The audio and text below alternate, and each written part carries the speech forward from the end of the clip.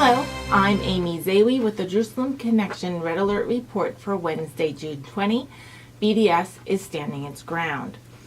In a follow-up to a report I gave a few weeks ago, there was a soccer match to be played in Israel between the Israeli team and the Argentinians this summer prior to the start of the World Cup games.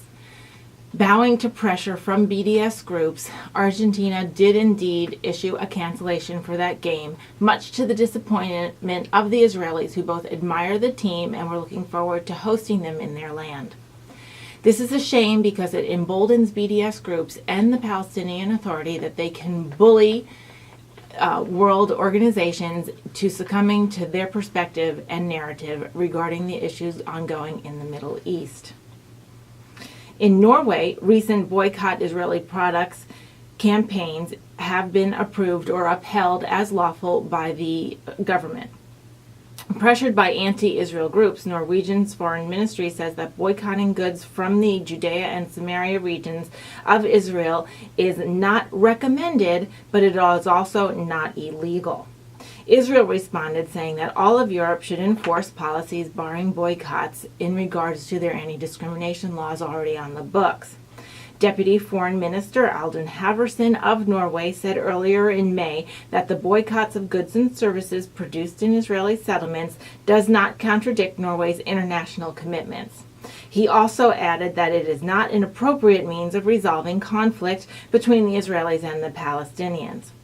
Norway's federal government, which is right-wing, maintains close ties with Israel, and Oslo's foreign ministry said that these particular municipal-level boycotts should not hurt their overall relations. Again, the federal government in Norway said that these steps or these boycotts are not recommended, but it has not outlawed them. In Spain, the third largest city voted as well to boycott Israel as a whole.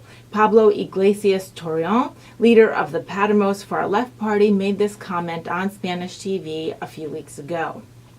A couple of weeks ago, a motion promoted by the local faction of the Podemos party in the city of Valencia, Spain's third largest city, said he declared that indeed a motion was passed declaring a boycott of Israel and making the city a, quote, Israel apartheid-free zone. ACOM, which is a Spanish pro-Israel organization, said that Iglesias' statements reflect anti-Semitism because the party as a whole does not consider any other country in the world illegal or the source of human rights violations wherein it would warrant any kind of boycott. ACOM also said that it has initiated legal proceedings against Valencia's vote to join the boycott, divest, and sanction movement.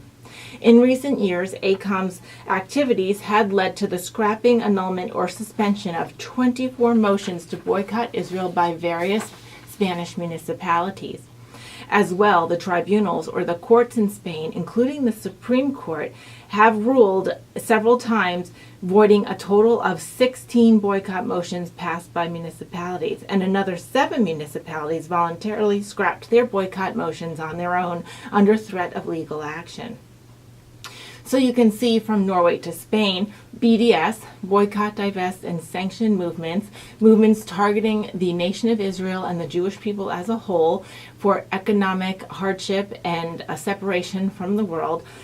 Well, these activities are gaining some ground at the local level, but at least the national governments of Norway and Spain have recognized, even one with lesser teeth, to note that these activities are indeed not recommended and at the very least discriminatory.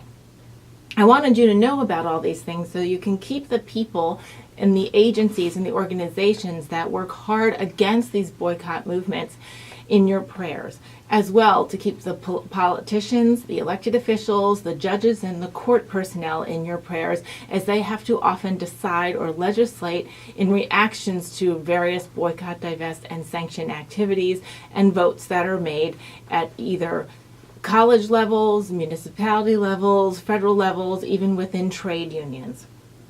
The public as well is being swayed by all of these activities on social media and in the news. And we cannot let the general public fall into a fog that discrimination against the Jews or Israelis is at all okay when the rest of the world, especially those around Israel, are the proponents of so many human rights violations, and Israel is the only place where people are indeed protected under a rule of law. Shavua Tov. Have a great week.